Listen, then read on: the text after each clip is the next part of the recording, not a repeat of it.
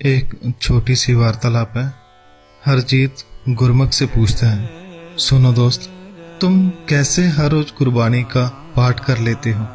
मुझसे तो नहीं हो पाता। गुरमुख कहता है, क्यों नहीं हो पाता?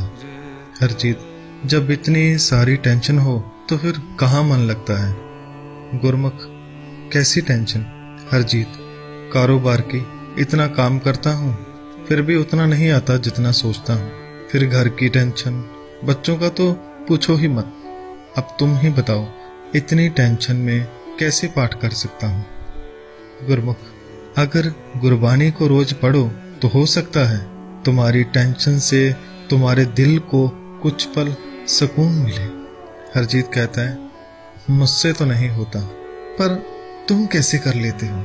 इस महंगाई के दौर में कैसे टाइम निकाल लेते हो? गुरमुख कहता है, हरजीत, इस दौर में प्रॉब्लम किसे नहीं है? किसका घर आज की तारीख में स्वर्ग जैसा है? पर शुक्र है मेरे पास गुरु महाराज श्री गुरु ग्रंथ साहिब जी हैं। कितनी भी मुश्किल क्यों ना आए, मैं गुरबानी पढ़ना नहीं छोड़ता, क्योंकि मेरे लिए मुश्किल बड़ी नहीं है, मेरे लिए गुरबानी बड़ी है, जो हर मुश्किल को आसान कर देती है। मुश्किलों से कैसे गुजरना है, इसका जवाब भी तो गुरबानी ही है। और जानते हो, जब ज्यादा मुसीबत में होता हूँ तो गुरबानी पढ़ने के बाद ऐसा लगता है जैसे मैं हल्का हो गया हूँ, जैसे तकलीफों का बोझ किसी ने मेरे सिर से उतार दिया हो। हरजीत, वाह, पर तुम कर कैसे लेते हो? इतनी मुश्किलों में गुरबानी पढ़ना, ये प्रेरणा कहाँ से मिलती है? गुरमुख, गुरु से। मैं जब गुरु नानक जी को देखता हूँ तो सोचता हूँ, जो रोजाना कई मील तय करते हैं, कभी खाने को मिलता है कभी नहीं मिलता, पर वो कभी रब को याद करना नहीं भूलते। क्या उनसे ज्यादा हम बिजी हैं?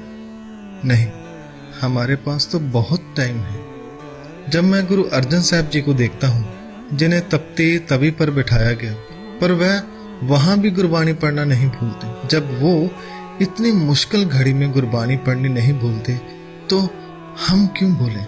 हाँ, जब इससे ज्यादा बड़ी मुसीबत आए तो शायद मैं किसी दिन सोचूं कि अब मैं पाठ नहीं कर सकता। हरजीत चुप था। गुरमुख, जानते हो, जब गुरु गोबिंद सिंह जी का पूरा परिवार सरसा नदी के किनारे बैठा था, बिछुड़ने के कुछ पल पहले की बात है, वो गुरु जिसका घर भी छिन गया था, जिसके पीछे दुश्मनों की फौज थी, मगर वो कह रहे थे कि ऐ गुरु के सिखों, मुझे गुरबानी कीर्तन सुनाओ, यह उस मालिक को याद करने का वक्त है। सब सिख हैरान थे, मगर वहां कीर्तन हुआ। जब गुरु जी इतनी मुश्किल घड़ी में गुरबानी को पढ़ना सुनना नहीं भूलते, तो हम क्यों भूल जाते हैं? सुनो हरजीत, मेरे ऊपर कोई इतनी बड़ी मुसीबत नहीं है जिसके लिए मैं गुरबानी को पढ़ना छोड़ दूं। मुसीबतें आती जाती रहती हैं, सुख दुख आते रहते हैं, यही जिंदगी है। अगर ये सोच के बैठो कि एक दिन ऐसा आएगा जब मैं सुखी होऊंगा और सब सही होगा, तो मैं पाठ करूंगा, तो मैं गुरबानी पढ़ूंगा, तो वो एक दिन के बदले मैं पूरी जिंदगी दांव पे नहीं लगा सकता। सच कहूं तो मैं गुरबानी के बिना एक पल नहीं रह सकता। जब गुरु साथ है तो मुझे कोई भी मुसीबत नहीं लगती, एक सबक लगती है, एक चुनौती लगती है, जिसको हल करने में प्रसन्नता होती है, क्योंकि मैं कुछ नया सीख रहा हूँ। हरजीत ने कहा, दोस्त, मैं भी आज से गुरबानी पढ़ना नहीं छोड़ूंगा।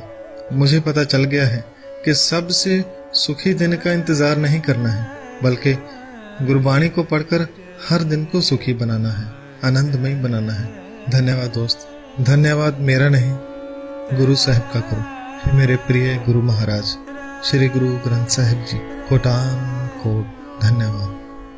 वाहेगुरु जी का खालसा, वाहेगुरु जी की फतेह।